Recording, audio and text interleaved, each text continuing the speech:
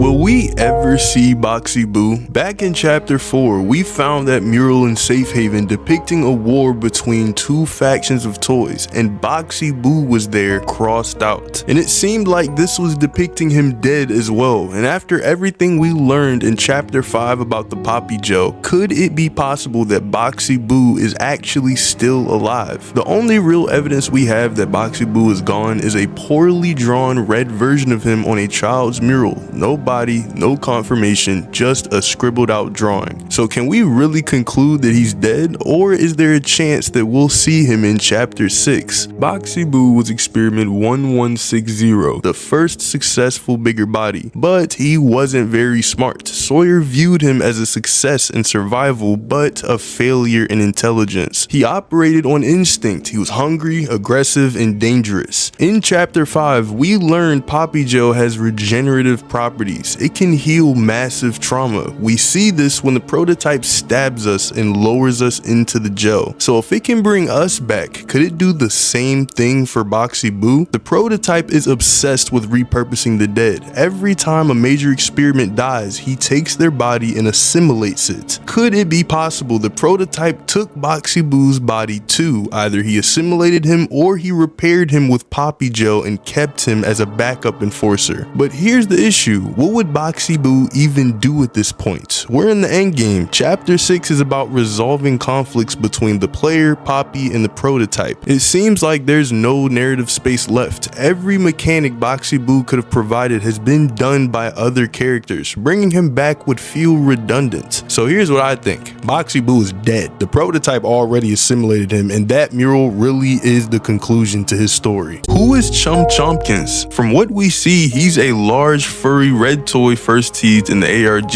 as a friend of Huggy and Kissy, but when we meet him, he's clearly not what we expected. He has a big pouch on his belly, which is also his mouth, and at first he seems to be capturing or even eating us, but he's quickly stopped by Giblet. And bro, the fist bump, did y'all see it? From Giblet's introduction, we learned that while Chum appears loyal to the prototype, he's actually a friend and helper to Giblet, and thus a friend to us. The word Chum means friend, and Playtime Co. wanted everyone to think of him that way, but the Chompkins part led to him having a mouth as a stomach. In a cassette tape labeled Field Test Chum Chompkins, we hear Miss Gracie placing children inside Chum's stomach. It's dark, quiet, and contained, soothing, but also a punishment. Chum's concerned growl shows his awareness that not everything he's been told is the truth. Because of his role in the conditioning process, Chum likely lived near the labs his whole life, allowing him to see the prototype's ways before the hour of joy. His proximity to the scientific process is an asset in potentially defeating the prototype. Chum and Giblet clearly are good friends, and Chum uses a drill to open doors and moves fast. He's got practical skills to access things we couldn't without him. The next time we see Chum is when we give Giblet information about the negation formula. Giblet doesn't know what it is, but Chum does. Giblet asks Chum to get us in, but Chum says no. Could it be possible he's refusing because he understands we'd actually be reactivating Harley Sawyer? Giblet gets frustrated and implies Chum is happier being the prototype's errand boy, but quickly Giblet apologizes. Before anything can be decided though, the prototype appears. Chum picks us up and hides us in his